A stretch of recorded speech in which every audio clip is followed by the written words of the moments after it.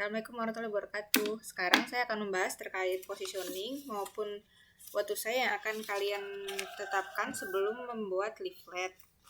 Jadi di sini yang seperti kalian lihat di sini ada contoh leaflet dari rumah sakit. Di sini tuh saya ambil studi kasus aja dulu. Kenapa kita tuh harus punya positioning? Jadi kan gini, saat kita membuat rancangan desain apapun, kita mau bikin kampanye, mau bikin iklan atau macam-macam, itu tuh kita punya hal utama yang mau kita sampaikan dan kenapa sih yang mau kita kenalkan mengenai produk tersebut atau jasa tersebut gitu. Kita mau memperkenalkan produk jasa tersebut sebagai produk yang bagaimana, karena banyak produk yang serupa gitu kan, kayak sampo clear itu ada saingannya sampo zinc, sama-sama sampo A3-Tombe. Cuma bagaimana cara dia diperkenalkan itu berbeda. Jadi brand yang muncul pun beda. Ini kayak selalu kaitannya dengan branding gitu. Jadi kayak sampo kecantikan aja kayak Sunsilk atau Tresemme itu cara dikenalkannya beda. Kalau Sunsilk lebih ke perempuan-perempuan umum di dalam artian bukan yang profesional, bukan yang hair profesional, tapi lebih ke perempuan-perempuan yang lebih ke musisi dan lain-lain. Kalau yang Tresemme lebih diperkenalkan untuk sampo kecantikan yang dipakai oleh banyak ahli kecantikan, seperti itu misalnya. Itu kan bagaimana cara mau kita memperkenalkannya, dia produk kecantikan yang seperti apa dan buat siapa, seperti itu. Karena itu nanti akan mempengaruhi teks dan visual yang akan dipakai. Nah, gimana sekarang untuk leaflet ini produknya kita tahu nih, kita mau positioningnya mau apa, waktu saya mau apa gitu. Nah itu yang pertama banget kalian cek dulu leafletnya. Kita lihat dari tulisan yang sudah ada nggak tulisan yang mendeskripsikan produknya. Kalau di sini buat contohnya yang di Rumah Sakit Pasar Minggu ini, saya ngambil positioning dan waktu saya itu dari baca visi misinya, barangkali kurang gede. Jadi di sini itu saya ngelihat visinya menjadi rumah sakit yang bermanfaat dan terpercaya bagi masyarakat di Kabupaten Cirebon. Di sini saya baca misinya, ya teman-teman sambil baca sendiri lah ya gitu.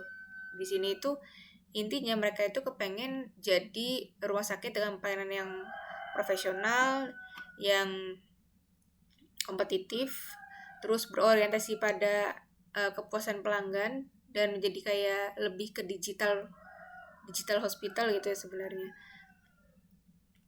Terus di sini juga memberikan kontribusi positif terhadap pembangunan di Kabupaten Cirebon, terutama pembangunan di bidang kesehatan. Nah di sini tuh saya berasumsi dengan ngambil kesimpulan itu kalau sebenarnya Rumah Sakit Pasar Minggu ini ingin menjadi rumah sakit yang bersahabat buat masyarakat Kabupaten Cirebon.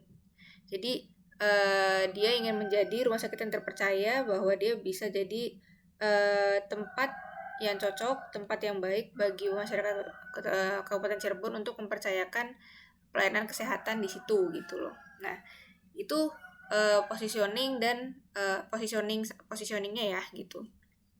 Positioningnya saya dapat dari visi dan misi. Jadi teman-teman baca dulu ada nggak nih di leafletnya. Kalau misalnya nggak ada, teman-teman bisa cari di websitenya atau Instagramnya. Kalian perhatiin tuh, dia tuh diperkenalkan seperti apa, kurang lebih seperti itu. Oke. Nanti barangkali kalian kebingungan, nanti saya akan ada video yang lain lagi untuk ngasih contoh gimana caranya kalau yang produknya di leafletnya itu nggak ketulis tuh, yang menjelaskan dia itu produknya kayak gimana. Oke ya. Terus di sini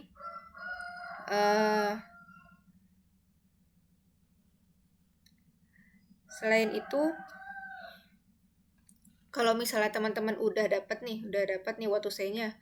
Oke, saya mau tadi kan baru positioning ya. Dari positioning itu saya kerucutin lagi jadi what to say. Jadi saya kerucutin jadi Rumah Sakit Pasar Minggu adalah rumah sakit yang ingin menjadi sahabat atau mitra terpercaya kesehatan bagi masyarakat Kabupaten Cirebon, kurang lebih seperti itu. Jadi positioning sama what to say-nya saya itu nggak jauh beda. Jadi ya kurang lebih ya seperti itu.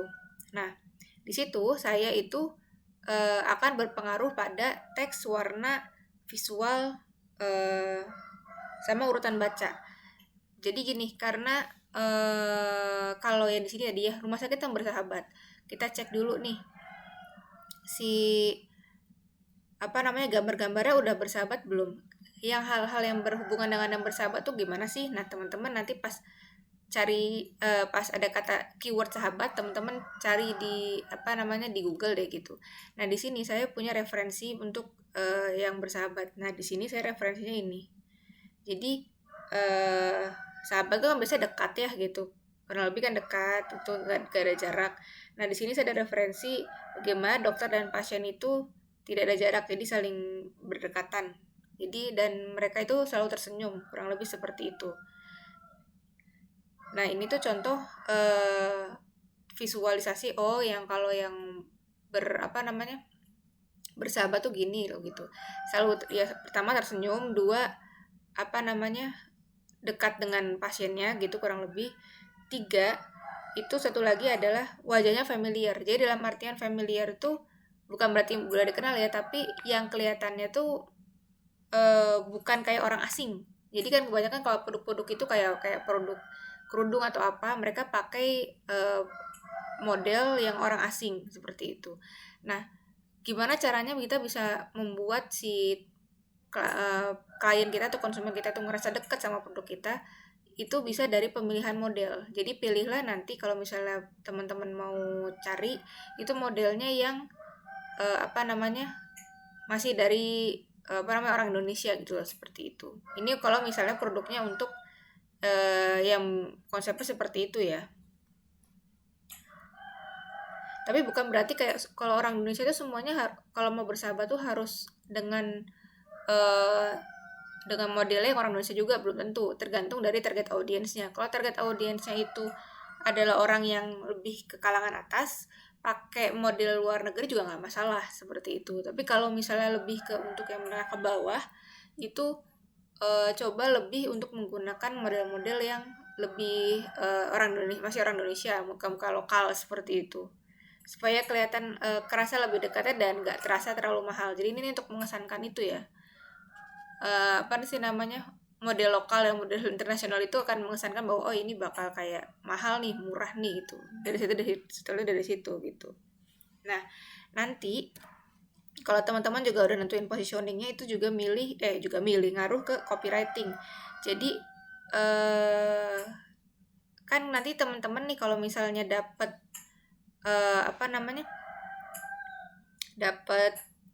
misalnya target audiensnya kebanyakan adalah ibu-ibu atau orang yang sudah tua atau masyarakat daerah tertentu yang literasinya minim. Nah, itu teman-teman nanti akan ada kayak pengurangan teks. Teman-teman jadi akan kayak menyimpulkan sendiri. Jadi nggak akan semuanya itu ditulis ulang. Seperti itu. Nanti teman-teman tuh akan menyimpulkan sendiri. Nanti akan saya kasih di video berikutnya ya. Dan begitu juga nanti dengan warna yang dipakai. Oke. Di sini sampai sini aja untuk video yang menjelaskan mengenai positioning. Video berikutnya nanti akan saya sampaikan mengenai hasil penerapan AIDA, juga bagaimana tadi yang penerapan waktu sayanya yang ada di leaflet pasar minggu ini. Oke, terima kasih.